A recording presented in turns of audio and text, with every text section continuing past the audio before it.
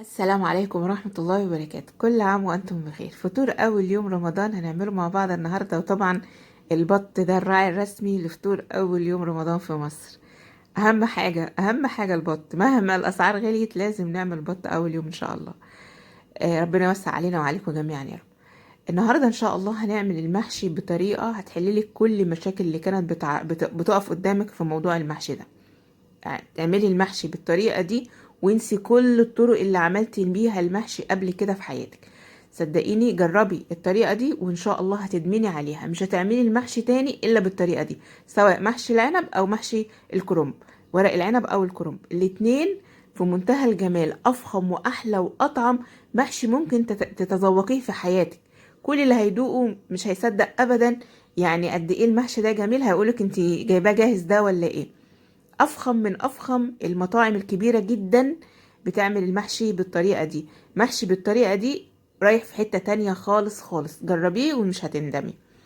اول حاجة بنبدأ كده من بدري علشان الوقت ما يسرقناش، عشان المغرب ما يأذنش علينا بدري بدري.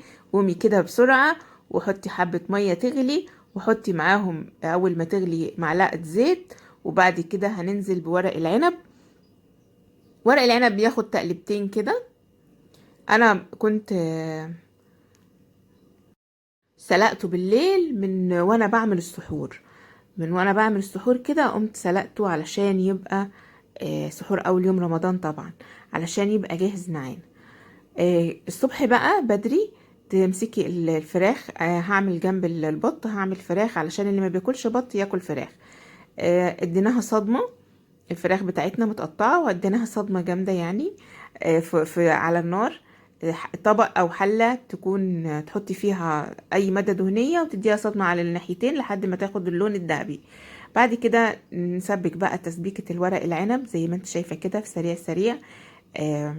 بصل لما يتشوح كويس بننزل بالطماطم، لما تاخد غلوتين كده ننزل بالشبت والبقدونس. انا بحطهم دايما في الفريزر، بطلعهم من الفريزر على الحلة على طول بيبقى كأنه فريش. بعد كده بنغسل حوالي نص كيلو من الرز. غسلته كويس جدا وبعدين نزلت عليه. الخطوة دي بقى ان انت تحطيه على نار هادية خالص وتسيبيه مكشوف، ما تغطيهوش، وكل شوية تقلبيه لحد ما تنتهي منه المية نهائي نهائي، ما تلاقيش فيه ولا نقطة مية. ده هيخلي ورق العنب معاكي ناجح جدا جدا جدا. هو ده سر المطاعم، وفي سر تاني لورق العنب. بعد كده بقى البطاية بتاعتنا العظمة دي هنسليها على نار هادية، على زي ما انت شايفة كده في حلة او في طاسة او في صينية كبيرة على نار هادية خالص، وهنسيبها تسلي مع نفسها. عشان كده بقولك ابدأي من بدري. الحركة دي بقى بتخلي طعم البط روعة جدا، حتى اللي ما بيحبش البط هياكله، لان البط بطبيعته كائن مائي بيشرب ميه كتير، فلحمه بيبقى فيه ميه زياده، فده اللي بيخلي الناس اللي هي ما بتحبوش بتبقى ناس ذواقه قوي وحاسه انه في حاجه كده مش مظبوطه. لما تسلي البط بتنزلي منه كل الميه اللي موجوده فيه. الطريقه دي بيبقى اللحم البط كانه مشوي، طعمه جميل جدا. بسيبه لحد لما يتحمر على الجنبين كده، تحاوليش تقلبيه، اللي هو ما ينقلب لوحده ياخد اللون الذهبي الجميل ده.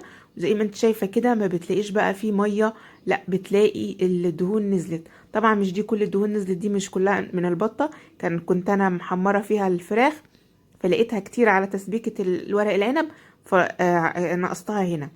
بعد كده بكون مجهزه ميه بتغلي جنب مني. اول ما البطه خلاص تتحمر من جميع الجهات وتتسلي، بنزل على البطه على الميه المغليه، وانزل معاها بمعلقه ملح وبصلايه. انا مش عايزه اغير طعم البط، عايزاه يبقى على طبيعته. تعالوا بقى نعمل خلطة المحشي الكرنب ني في ني. يعني انا في الفيديو ده عملت لك الخلطة المسبكة والخلطة الني في ني. المسبكة خليها للورق العنب، والني في ني دي روعة جدا جدا للكرنب، وهتاكلي احلى كرنب النهارده وهتدعي لي. بعد البصل بتاعنا هنبهره بملح وفلفل وكمون. اهم حاجه وتدعكيه الدعكه دي مهمه قوي. بتاكلي حمام مش هتاكلي ورق عنب. معلقه كزبره، معلقه فلفل اسمر كمان، ومعلقه كمون. دول حاجات مهمه قوي بتخلي طعم الكرنب رائع جدا. ويا سلام بقى لو تحطي ورق لورا كده لما نيجي نحشي، هقولك تحطيه فين، بيدي طعم رائع جدا. بس انا مش عارفه عندي في البيت ما بيحبوش ليه، انا بحبه جدا بورق اللورا. بعد كده غسلت نص كيلو من الرز، وهنحط حوالي نص كوباية من الدهن اللي احنا سالينه من البطة، وكمان معلقة كبيرة من الزبدة البلدي. بتخلي المحشي الكرنب في حتة تانية خالص. الزبدة البلدي أساسي في محشي الكرنب. هقولك على تركاية بقى روعة جدا جدا، سواء في الورق العنب او في الكرنب. بصي انتي مش هتعمليها تاني غير بالطريقة دي. وزي ما انتي عارفة برضو انا عندي الخضار بحطه في الفريزر دايما، في اكياس كده، وباخده على طول وهو متلج. انزله بيبقى كأنه فريش، ما بتفرقهوش طعمه وريحة، كأنه طازة خالص، مفيش اي مشكلة. وبعد كده هحط الطماطم. احنا عندنا هنا ما بنحبش الطماطم او الفلفل البتاع ده، المحشي الكرنب بيكون احمر. بنحبه كده من غير طماطم. انت عايزه تحطي كميه طماطم اعلى حطي براحتك، بس جربي كده تاكليه بطماطم قليله وقولي لي رايك. هتلاقيه روعه. يعني حوالي نص كيلو طماطم فرمناه في الخلاط. كده بقى الخلطة بتاعت الكرنب ني في ني. جربيها وجربي الطريقة اللي هسوي بيها، وان شاء الله ولا هيعجن منك كرنب، ولا هيعجن معاكي ورق عنب، ولا هيسود منك ورق عنب، ولا الكلام ده كله. ايه بقى الطريقة؟ ان انت تسويه في طاجن.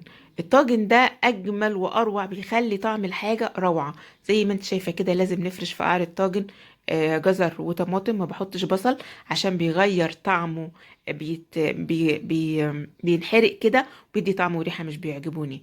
فالبصل الجزر والطماطم كفاية جدا. وبنحط ال الفراخ تحت. انا عامله الفراخ في الطاجن لانها بتدي طعم جميل جدا للمحشي. خلصنا كده لف ورص الورق العنب والكرنب مع بعض زي ما انتم شايفين في الطاجن. بعد كده هنبدأ بقى نسقيه بالشوربه. طبعا دي شوربه البط. الورق العنب بيحب الشوربه تكون دسمه، فهناخد الوش بتاع الصفوه كده بتاع الشوربه اللي هو الدسم ده. ما تكتريش. هنحط حوالي كوبايه لكل طاجن فيهم، كوبايه من الشوربه او كوبايه ونص. ماشي. بعد كده هنغطيهم، بنقفلهم كويس بورق فويل، او لو الحله بتاعت الطاجن دي ليها غطا، تقدري تعملي كده في صواني الومنيوم او صواني تيفال او اي صواني تدخل الفرن. بس لما تعمليه في طاجن فخار الطعم فارق جدا جدا جدا. التسويه بقى ولا هيطلع معاكي معجن. وكل الناس اللي بتشتكي انه الكرنب محشي الكرنب ما بيستويش معاها، او بيستوي جزء وما يستويش جزء، جربي تعمليه بالطريقه دي وهتدعيلي. هتحطي بقى المحشي زي ما انت شايفة كده، او تغطيه بورق فويل، تحطيه في فرن البوتاجاز على الرف اللي تحت خالص على اعلى نار لمدة نص ساعة. بعد كده هتهدي على فرن البوتاجاز شمعة من تحت بس لمدة ساعة ونص. يبقى كده كله اخد معانا ساعتين. يا نهار ابيض، انت هتسويه في ساعتين؟ جربي تعملي الطريقة دي والتسوية دي وهتشوفي الكرنب طالع عامل ازاي وورق العنب طالع عامل ازاي. شايفة الجمال؟ الطعم بقى وضع تاني خالص وحكاية تانية خالص. وادي الكرومب اهوت، ولا معجن ولا فيه صباع ني وصباع مستوي. بصي بيدوب بيدوب كده، التكليه دايب. ده غير طعم الطاجن الفخار بيدي طعم خطير. لو جربت الطريقة دي مش هتعملي المحشي تاني غير بنفس الطريقة دي. ورق العنب ما بحبوش غير لما يكون مسبك، وبالتسبيكة اللي انا قلتلك عليها. سر التسبيكة في ان انتي تسيبيها على نار هادية، تشوحي فيها لحد لما تحسيها ايه، مفيش فيها ولا نقطة مية، استوت تقريبا. ده بيخلي ورق العنب رائع جدا جدا جدا. ولما تسويه في الطاجن خطير، طعم هايل. المحشي الكرنب نفس الحكاية. لما تعمليه ني في ني وتسويه في الطاجن في الفرن هتدعيلي. وكل عام وانتم بخير، رمضان كريم. اوعي تنسي تدعيلي دعوة حلوة على الفطار، واوعي تنسي تعملي لايك حلو جميل بتاعك للفيديو ده، وتشتركي في القناة لو بتشوفينا لأول مرة، وتفعلي زر الجرس عشان يوصلك منا كل جديد. وما تكتروش في أنواع الأكل يا جماعة، نخلي الأكل بسيط على قد ما نقدر علشان الأمراض، لأن الرسول عليه الصلاة والسلام كان بياكل دايما من صنف واحد. احنا لما بنكتر الأصناف قوي قوي ونقعد نعمل من كل شيء وشويات، ده بيضر جسمنا، لان الامراض بتيجي هي كمان مركبة. دي قاعدة معروفة في الطب النبوي، انه الاكل المركب بيجيب امراض مركبة، والاكل البسيط بيجيب امراض بسيطة. يعني بيبقى حاجة كده مرض خفيف بسبرينة يخف. انما الاكل الكتير، الانواع اللي هي بتبقى كتير على بعضها دي، وتاكلي من كل ده كل ده، ده حاجة مش حلوة ابدا. كل ما كان الاكل بسيط وطبيعي كل ما كان حافظنا على صحتنا أكتر. وكل عام وأنتم بخير، رمضان كريم. اوعوا تنسوا اللايك. شكرا والسلام عليكم ورحمة الله وبركاته.